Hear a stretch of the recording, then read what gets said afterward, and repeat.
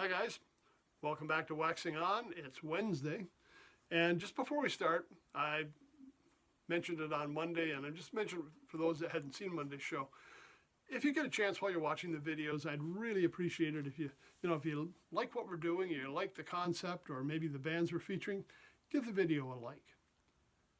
Consider subscribing. It costs nothing. Share the video with your friends. Now, I'm not making anything doing these videos. I'm doing it just for the fun of it and for, going through my record collection. But it's kind of encouraging to see, what people like and how many people are actually watching and, the kind of music that appeals to the ones that are following the show. So if you get a chance, take a look at clicking those while you're watching the video. So today, classic rock. Now, we're going to look at a band that began in the 1960s, the later 1960s, early 70s, and it's Led Zeppelin. Now, I didn't come to Zeppelin, I'm going to say, until almost the 1990s. I was really late coming to the party. I remember them being around.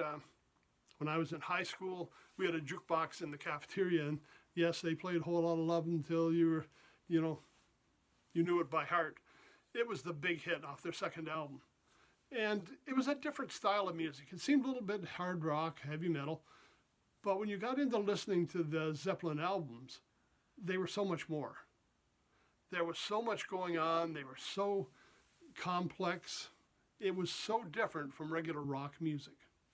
And Jimmy Page, he's considered one of the greatest guitarists of all time. And he was. I'm a big Clapton fan. But I'll tell you what Jimmy Page does is just amazing. In the 1990s, I was playing big band trumpet, but we kind of went on a hiatus, so I got more into guitar there, and that's where I discovered people like Jimmy Page, Billy Gibbons with ZZ Top, Stevie Ray Vaughan, all of these great guitarists.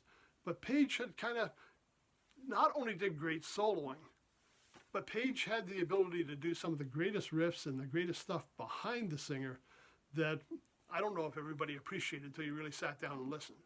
It wasn't typical rock and roll. Page and Robert Plant wrote the majority of the material in those early days. And one of the big albums I'll come back to in a second, one of my favorites, was their fourth album, which is titled Led Zeppelin, but often referred to as Led Zeppelin 4. But one of the last ones I got, and I know that wasn't their last album, it was Physical Graffiti. And again, the same band, some excellent tunes on here. A few hits, of course, Kashmir was one of them.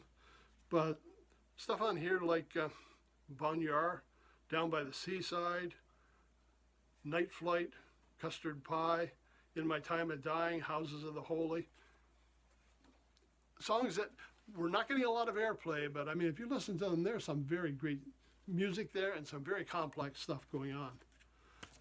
Unique thing about this one, number one album, it got beaten out by the number one spot by Olivia Newton-John, if you can imagine. Have You Ever Been Mellow? Knocked this out of the number one spot. You couldn't be more different from Led Zeppelin to Olivia Newton-John. So that's just kind of a curious little thing. Even though they were doing well, you never know what's going to be popular.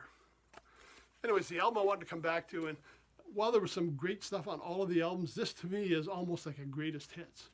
This is probably the most commercially successful, the most recognizable for people. And again, it was just called Led Zeppelin, but most refer to it as Led Zeppelin 4. And here are the hits. This is just an amazing album. We got Black Dog, Rock and Roll, Stairway to Heaven. Stairway to Heaven. Now, just surprisingly, I just jotted this down on here. Stairway to number 3 on the VH1 Top 100. Number 31 on Rolling Stone's Top 500 albums of all time in both these cases. They've sold this one 37 million albums for this one alone. So let's go back. Stairway to Heaven. And Stairway to Heaven became a standard.